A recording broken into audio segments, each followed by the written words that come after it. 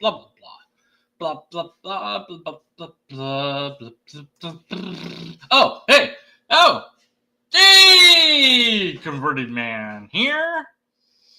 All right, what is the non-physical, anyways? Now, listen. Hold on a moment. Okay, so apologists and theists seem to get confused with the non-physical being supernatural. And I've encountered this a number of times myself, where the theist or apologist will claim that there's more to life than the physical. We have numbers and letters and musical notes, thoughts, ideas, concepts, emotions. Those things aren't physical, right? Well, not really, because everything you can think to mention that you think non-physical is, in fact, grounded in the physical realm. Every concept that we have requires a brain to make that concept possible. No brain, no concept.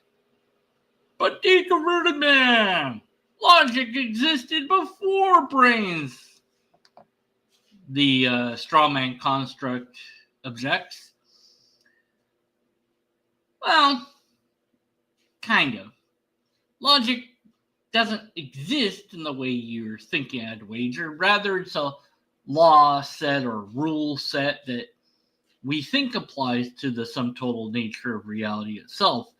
The laws of logic, like the law of identity, would supersede a God, even if it existed, because God must be God. That's the law of identity.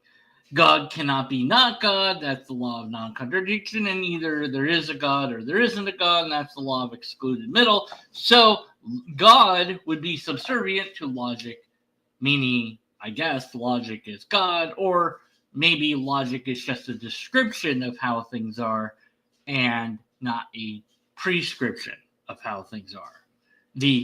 We call it laws because that's what we labeled it, but it's not like it needs a lawgiver.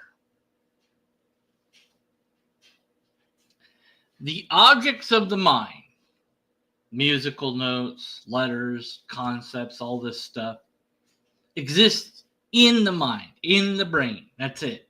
Without that, there isn't that.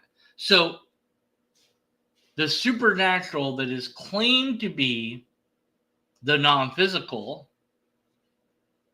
the theist might confuse these and say, well, look, you've got this non-physical thing here, even though it's not really non-physical, and so therefore that means that there's a realm where all these things live, or something like that.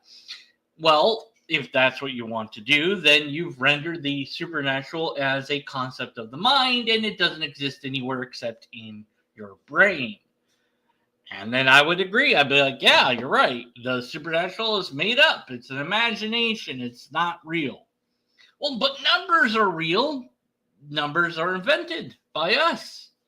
So they're a real invention, but they're not solid, which is why we call it non-physical. But that confuses people. We need a better term.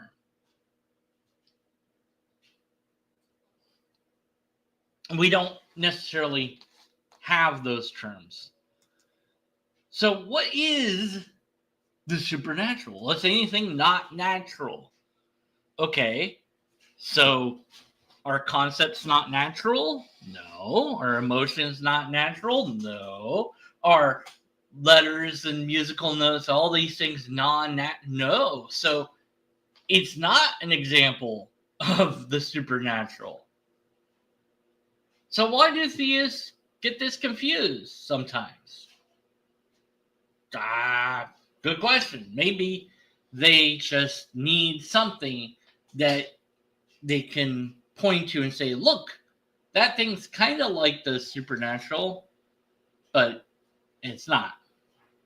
So either you have an object of the mind that has nothing to do with the supernatural, or the supernatural is an object of the mind. You can't have it both ways, which means you don't have any analogy to draw and compare the non-physical to the non-physical supernatural realm, which is also an object of the mind until somebody can demonstrate that it is more than that.